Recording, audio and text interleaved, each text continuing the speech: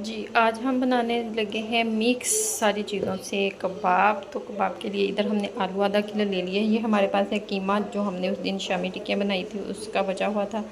तो बचे हुए चीज़ों से सब मिक्स करके हम बहुत ही मज़ेदार कबाब बनाएंगे। ये हमारे पास है आलू शिमला का सालन था, ये भी बचा हुआ था। ये हमारे पास है चिकन, तो ये भी पड़ा हुआ था, हमने कहा चलो चिकन भी डाल लेते हैं। तो ये बहुत ही मज़ेदार बनेंगे। तो इधर करते हैं कीमा मिक्स, प्याज डालते हैं इसमें और चिकन जाएगा इसमें।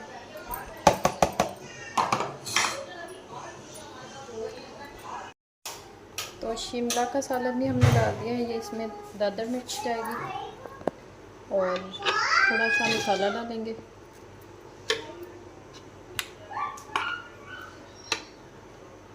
नमक डालेंगे थोड़ा सा,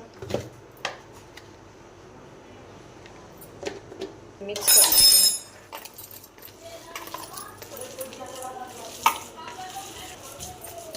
अब हम इसके कबाब बनाते हैं।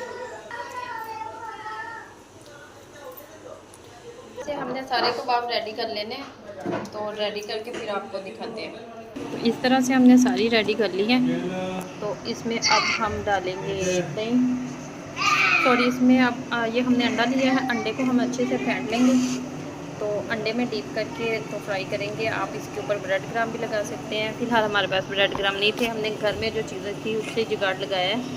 तो बची हुई फ्रिज में पड़ी हुई थी।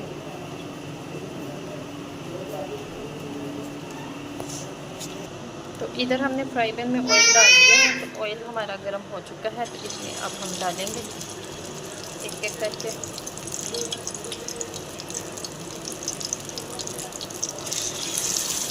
इस तरह से अंडे में डीप करते जाएंगे और फ्राई करते जाएंगे साथ साथ।